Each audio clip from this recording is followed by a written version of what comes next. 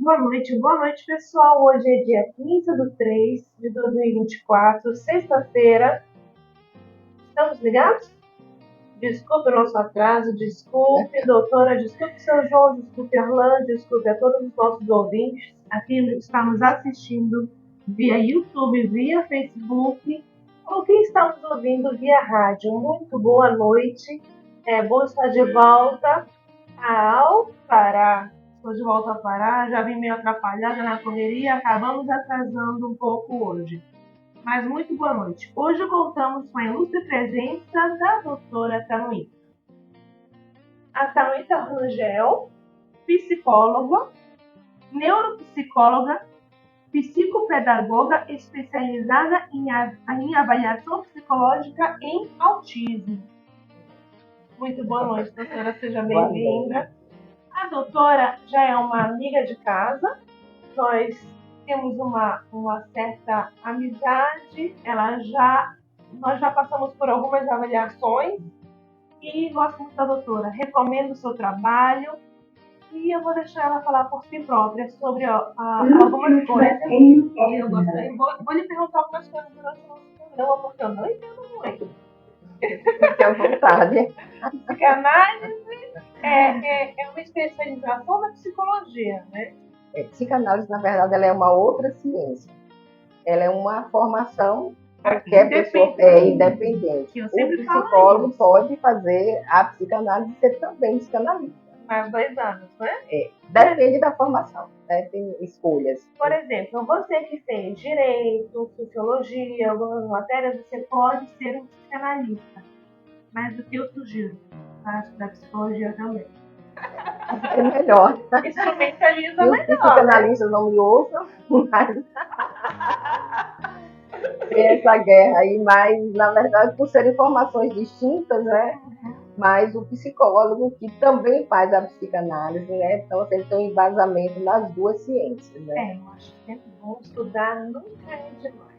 Antes mais que não. Exatamente. Então vamos lá, doutora. Muito boa noite. Doutora, onde a senhora está trabalhando hoje?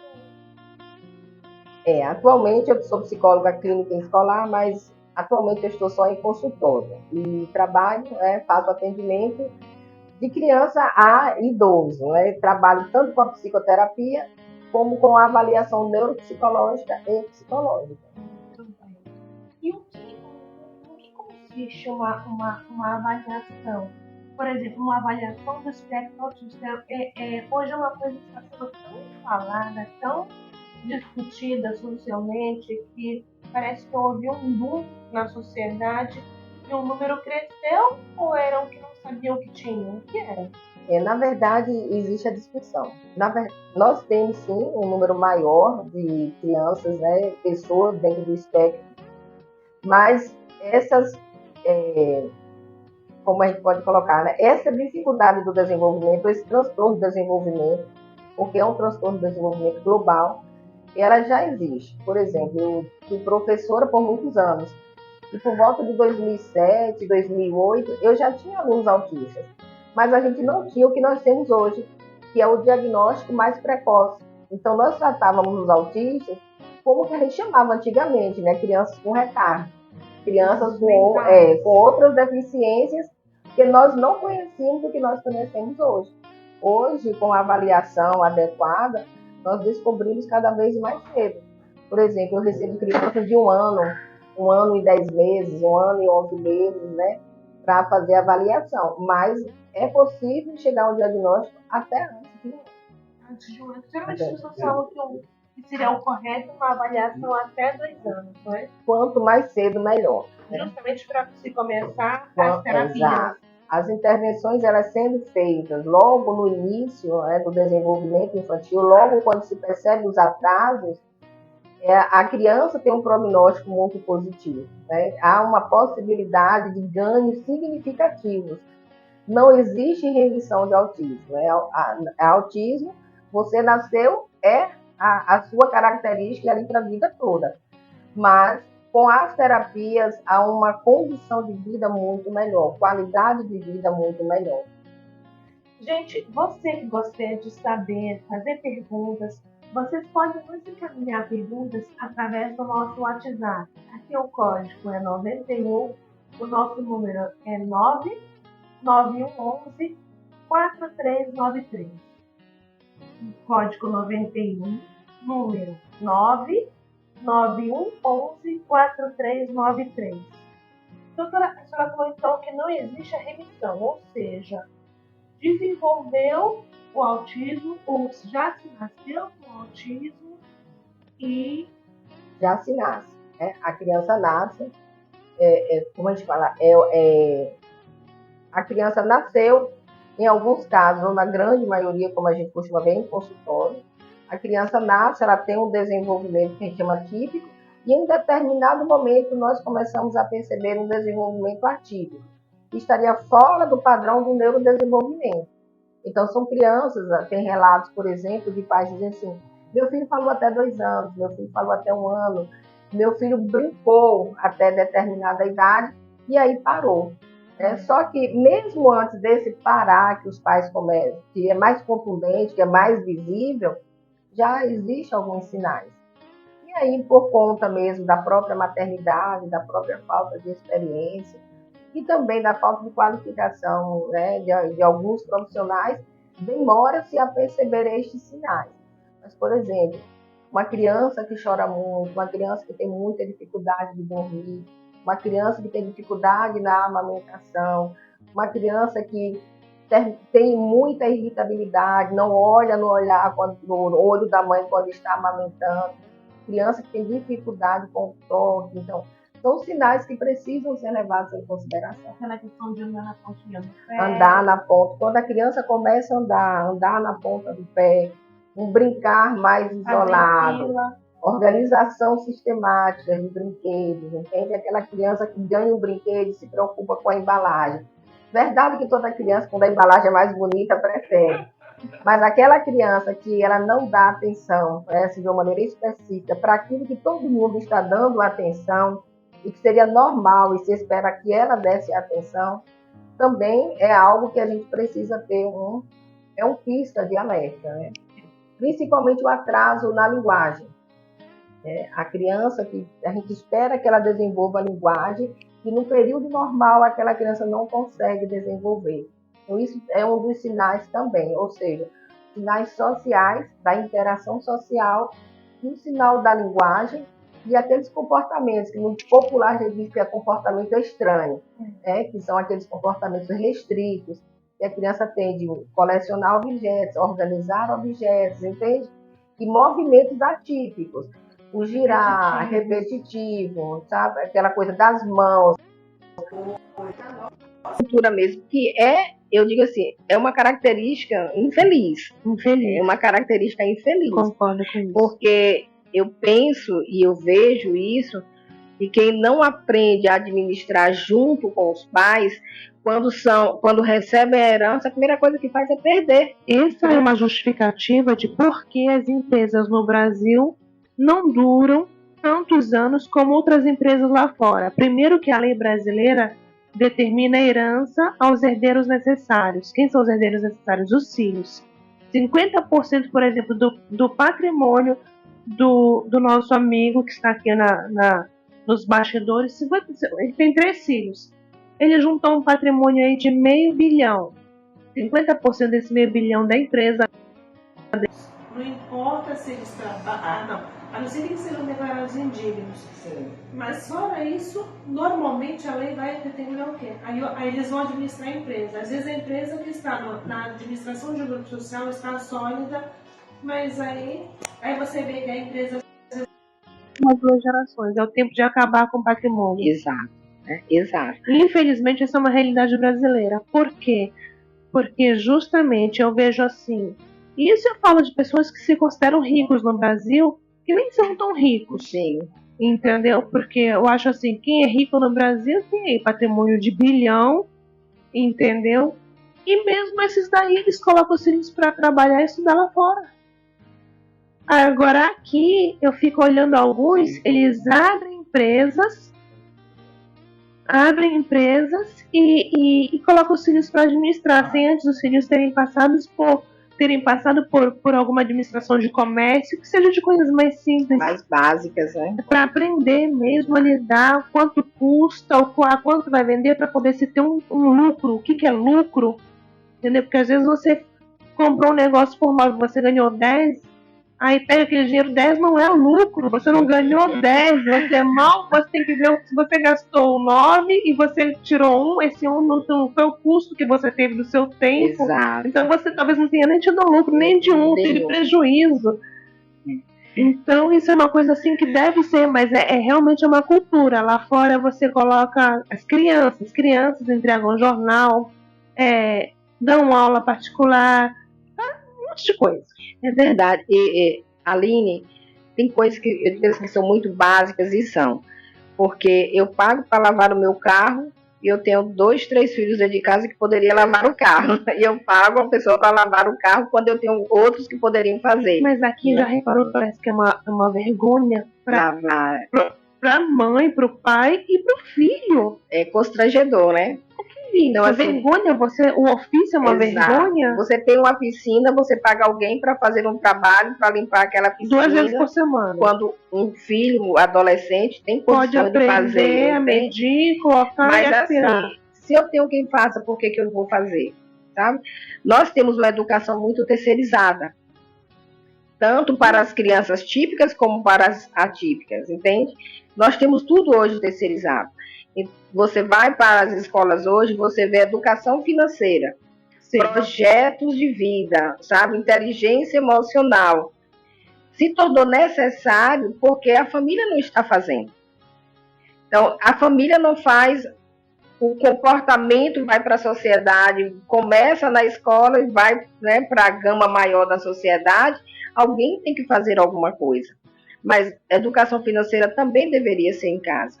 Sim, e aí fica a encargo da escola. Então, nós pagamos para se fazer tudo para os nossos filhos. Mas, gente, eu vejo assim, um super endividamento. Por exemplo, existem pessoas que ganham, vamos supor, 10 mil por mês. Se a pessoa não trabalhar um mês, a pessoa não tem um planejamento de tirar uma porcentagem daquilo para fazer um fundo de emergência. Né? Exato. Vive numa bicicleta louca. Pedalando. Como é que pode? E como é que você vai ensinar seu filho do mesmo jeito? E é onde nós pagamos pessoas para fazer aquilo que a gente não consegue. Olha, tem coisas assim que são bem absurdas.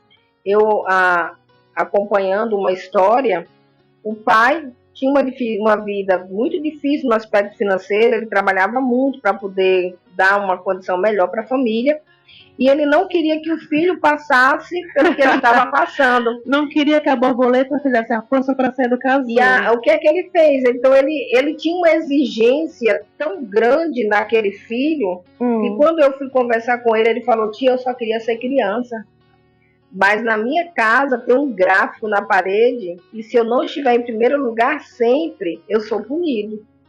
Entende? Não, eu pensava que ele não deixava o filho trabalhar, buscar as coisas. Ele queria que o filho fosse, era para estudar, mas que ele estivesse sempre naquele lugar de excelência, mas não porque o menino gostasse tanto disso. Ele era um menino brilhante, mas ele tinha que estar sempre entre o primeiro. Era chinês, né? Não, mas é o que é que acontece? Era exato daquela criança. O pai não conseguiu o que ele queria na vida. Ele o pai se frustrou. Exatamente. O pai cobrava, é um frustrado e cobrava e queria aquela que o filho fosse ser o que ele não foi. Mas assim, foi uma história bacana, porque quando eu tive a oportunidade de conversar com esse pai, eu perguntei para ele: o que é que seu filho é para você? O que é que seu filho representa para você? E eu vi um homem gigantesco começar a chorar. E eu falei para ele: pois é, se o seu filho é tudo para você, você precisa ser tudo para o seu filho. E como você está fazendo, você está perdendo o seu filho e desenvolvendo nele um caráter completamente aversivo. E assim, é uma história que me deixa assim feliz, porque o final foi bom. O pai teve a oportunidade de repensar a postura dele, não deixou de exigir do filho, a gente tem que exigir mesmo, mas ele começou a exigir dentro de algo mais racional, entende? Algo realizável. Exatamente. E ele começou aí sim, aí o menino mudou também a postura dele, você percebe? O comportamento mudou. A gente não pode ser tão duro a esse nível, mas também nós não podemos ser tão complacentes para não deixar. Exatamente. Eu pensei que ele fosse ao contrário. Eu pensei que porque o que eu vejo geralmente é uma classe média que não quer que o filho passe o que ele passou. Aí compra tudo pro filho. Exato. Que não trabalha. O filho diz que o filho é feito para estudar, mas também não estuda. Porque ele vai estudar supostamente de manhã numa faculdade. A pessoa tem 20 e poucos anos, quase 30. Gente, me desculpe, 20 e poucos anos, quase 30. Morar na casa do seu pai e da sua mãe.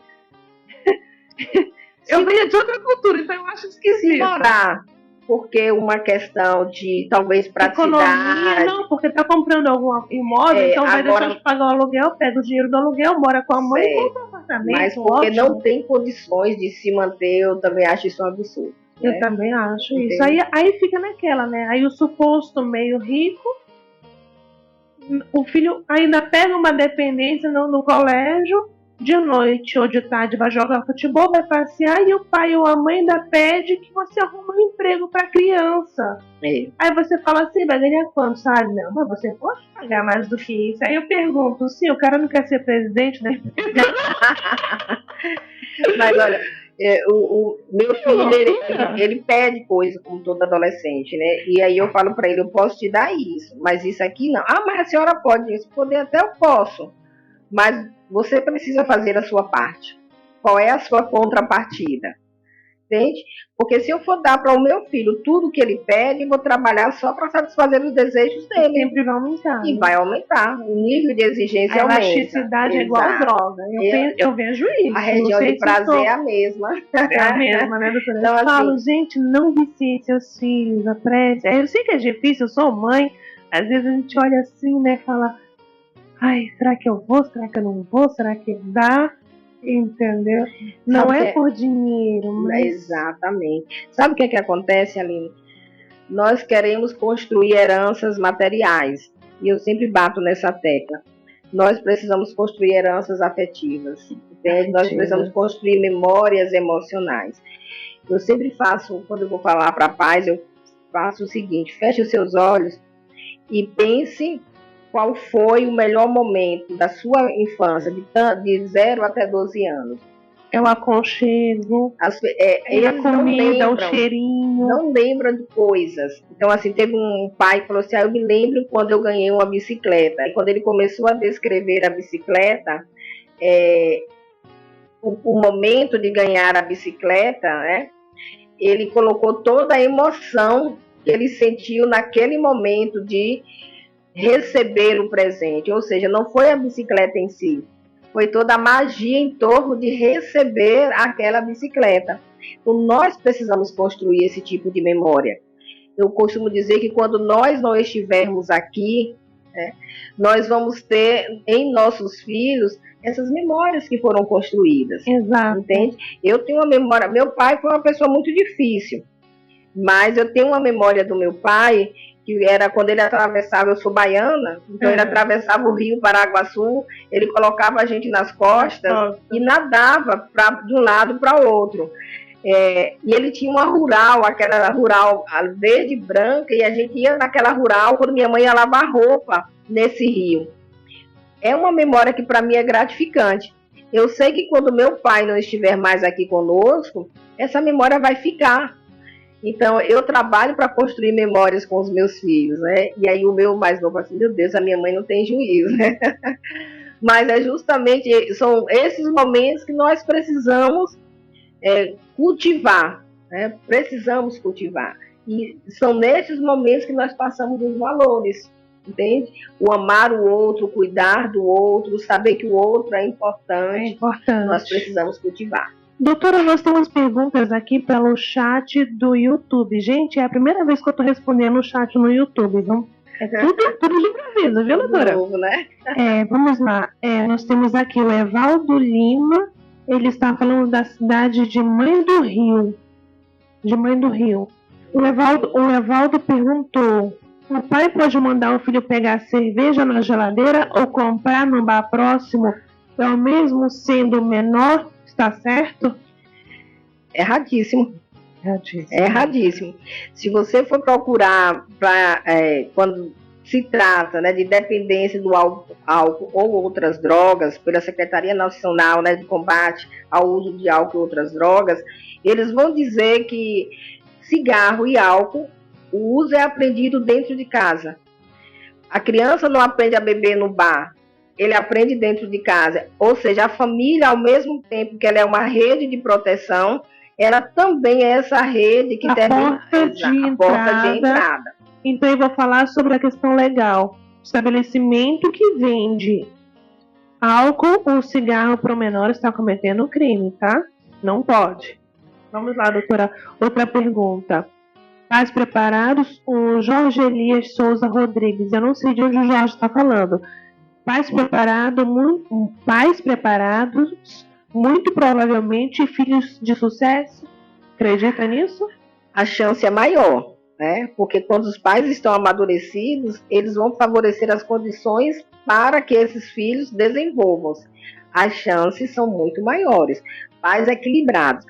Naquela época daqueles atentados às escolas, né? Foi um caos. Eu nunca falei tanto como eu falei naquela época. E eu estive em uma reunião em uma das escolas que eu trabalhava, que quase virou uma guerra.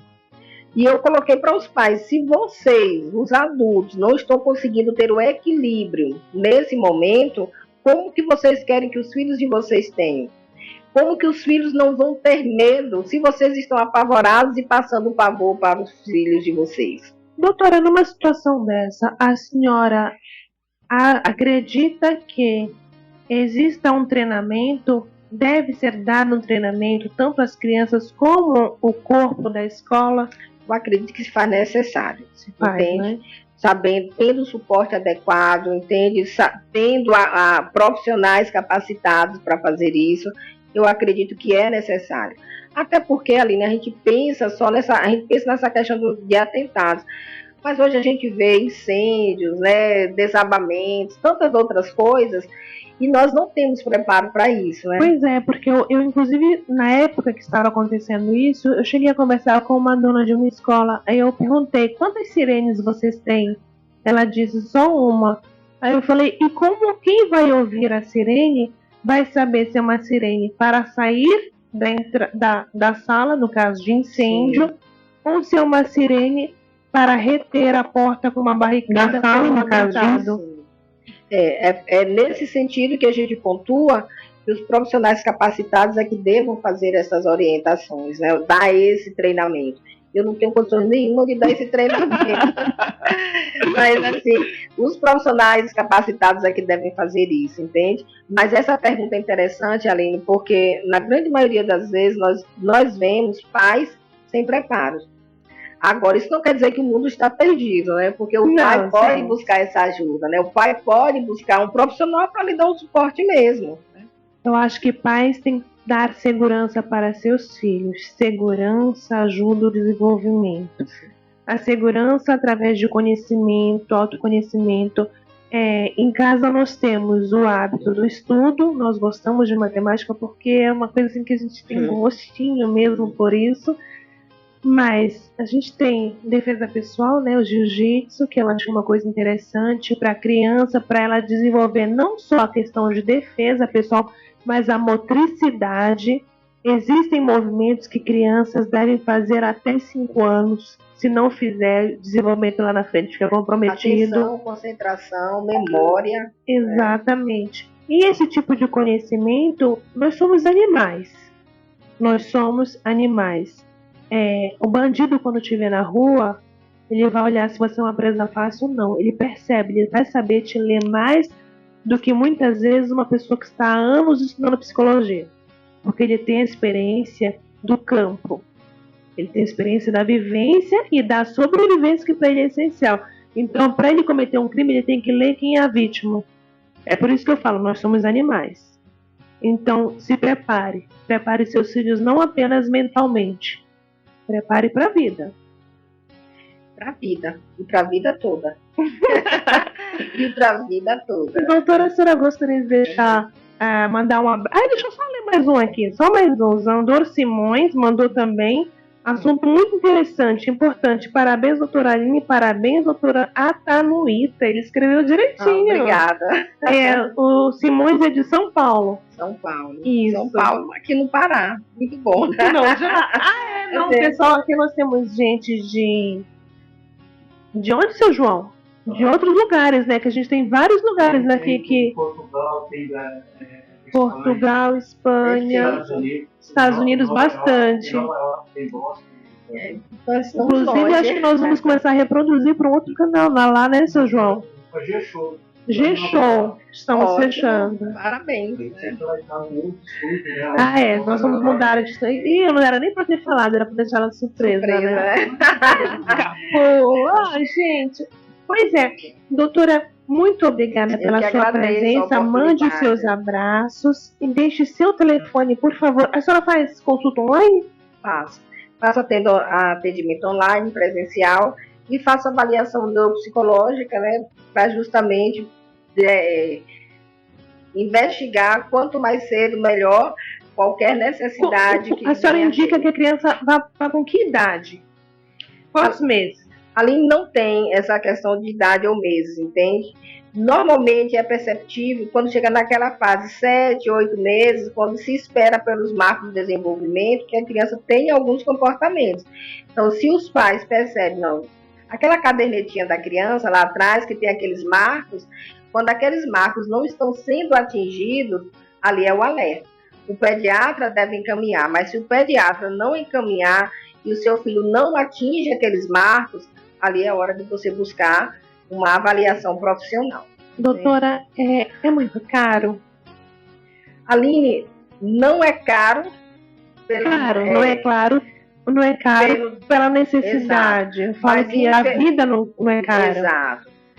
Infelizmente, nós não temos essa avaliação pelo sistema público. Não existe. Não. Pelo menos aqui para nós, não. Posso dizer eu não conheço. Castanhal, Belém, eu não conheço. Existem algumas avaliações, mas elas não são tão completas, entende? Então, essa avaliação é que vai dizer quais as áreas neurológicas, ou melhor, neurocognitivas, que podem estar comprometidas, para poder fazer as intervenções de maneira pontual. Aí, se a senhora faz uma série de consultas, geralmente quantas são? Umas 10, 15 consultas? Vai variar, depende muito de cada caso, mas ela chega entre 6 a 12, mais ou menos. E aí, o que pode mudar para mais ou para menos é o próprio desenvolvimento da criança, entende? Deixe seu telefone, doutora, por favor. Telefone 91 8836 1479. 8836 1479. O código daqui é 91. O número da doutora é 98836 1479. E seu WhatsApp? É o WhatsApp. Podem entrar em contato por esse, que daí a gente faz e-mail. Atanuíta, tudo minúsculo, @hotmail.com. Eu vou colocar na nossa página do YouTube. E na nossa Atanuíta? Atanuíta@hotmail.com. Pronto, atanuíta@hotmail.com. Gente, muito obrigada, doutora. Eu que agradeço a oportunidade. Gente, faz muito tempo que eu estou convidando a doutora, então a trouxe justamente nesse mês tão importante, que eu acho que mostra a mulher à frente do seu trabalho, e as mulheres e homens que estão nos vendo, nos ouvindo, que precisam refletir sobre a infância, não só de seus próprios filhos, mas aqueles agregados à casa, aos amigos. Às vezes um amigo não percebe, às vezes um toque de um amigo, olha, dá uma olhada, leva lá. É uma sugestão de amigo mesmo. E quanto mais cedo, melhor, né? Quanto mais cedo, melhor. Então, mais uma vez, gente, o telefone é 98836 1479, o código daqui é 91, Brasil é mais 55. No chat... Já está no chat. Já está no chat? Bom, Colocaram no suficiente. chat. Me colocaram no bem. chat do YouTube já. Olha aí, muito obrigada. Fala direito comigo. Olha, Norma, Oi, doutora Norma, boa noite. Um abraço para a senhora, um abraço para todos que estão via rádio, os que estão via YouTube e o Facebook também, gente. Um grande abraço. Shabbat Shalom. Ótimo final de semana. Fiquem com Deus. Um grande abraço. Obrigada, doutora. Eu que agradeço. O programa Fala Direito Comigo volta na próxima semana com mais notícias para você aqui na rádio. A Cidade News, de Castanhal, Pará, para o mundo. Com você, onde você for.